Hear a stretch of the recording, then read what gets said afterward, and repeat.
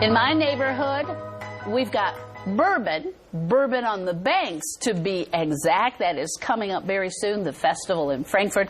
Joining me, Wendy Kobler, Executive Director, Bourbon on the Banks Festival, which sounds just fabulous because not only are you going to be, I would guess, drinking bourbon, but you're going to learn about a history. It's a history I've never heard of. Welcome, Wendy, and thank you for coming. Thank you for having me, Dawn. It is the Commonwealth's premier bourbon tasting, history, and awards festival. We'll also have a cocktail competition with the best cocktail chosen by the people. The People's Cocktail Choice will be awarded on Saturday evening at 8 o'clock, and we're pleased to report that in the governor's seat will be Secretary Gail Russell will be awarding the People's Choice for the first cocktail competition with Bourbon on the Banks. So how many folks are competing? Who competes? So all of our distilleries are open to participate. Yes. It is a bourbon cocktail, so they've been given instructions and information. But it's the history part that I'm very excited about. Now that's the part that, so I had a friend that called me telling me about all of this history, and I try to stay up with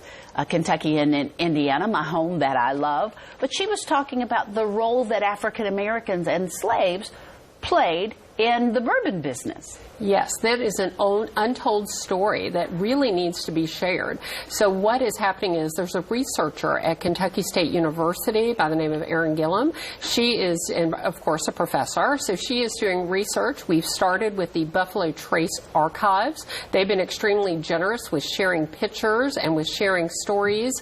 And a lot of it's going to be an oral history that's going to be shared. But much like the Uncle Nearest brand with Fawn Weaver, who has started that brand with a distillery that's going to be opened in September in Shelbyville, Tennessee. Uncle Nearest was the slave that Jack Daniels had that taught him how to make sour mash, which was the beginning of Jack Daniels' whiskey career. Well, we know that there is a bourbon story and an African American's contributions.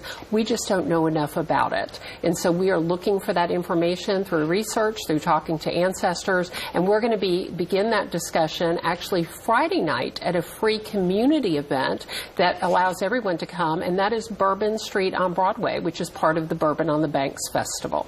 That, to me, is just so incredible. I can remember my grandfather sitting and just telling me just stories to me that are so rich now that I lost because he's gone. Mm-hmm. So we've got to have these oral stories. Friday, 4:30, Bourbon Street on Broadway, Old Capitol Lawn. You see what's happening on Saturday, 5 to 8, Riverview Park and Ward Oates Amphitheater. After party is at 9, right at 109 West Frankfurt. There's a lot going on. I'm talking about a weekend of things going on. So you need to just check out the website again, if we can put that back on there, bourbononthebanks.org, so you can find out about every part of this festival. You have some examples here of bourbon. Okay, so I messed up earlier.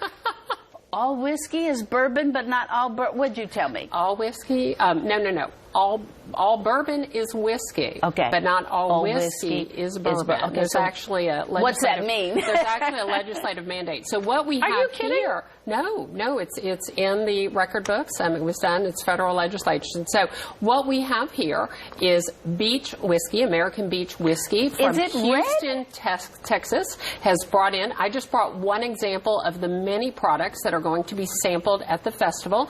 We also have Whistle Pig that will be in from Vermont. Okay, but wait. Yeah, go ahead. How much is this bottle? At Kroger, it's about $425 to $450. I don't understand why. Why would something like that be $450? It's the value of the product, the supply and the demand, and of course they, I'm sure, would share the artistry and, all of the science that goes into making that product. There is somebody who's saying, Dawn, you just don't respect bourbon. That's what it is. That's what they're saying. Blanton, I know. A fan favorite and hard to get. They will be at the festival as well. We have over 40 distilleries that will be present. We have probably close to 100 brands that will be sampled. All of that's available. The Saturday night event is a ticketed event. It's a $65 ticket. Tickets are available on the website. And they will also be available for people who walk up. So I had someone email me from Virginia yesterday. Are you kidding? No, I'm not. We have people coming in as far north as Chicago, as far west as mid-Missouri. That's where he said he was from. Someone from Virginia emailed me yesterday and said that they're driving in. Can they buy a ticket at the gate? We said absolutely. Can Baton it Rouge, sell out, Louisiana.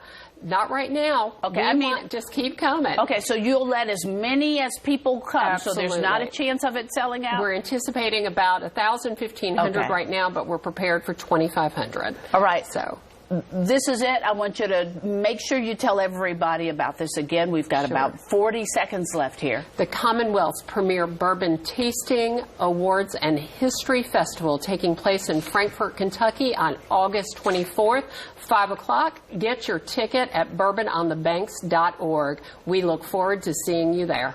And it's going to be wonderful. Again, if you have any of that oral history that they're looking for with slaves and African Americans in the bourbon business, they need that. They need that. Bourbononthebanks.org.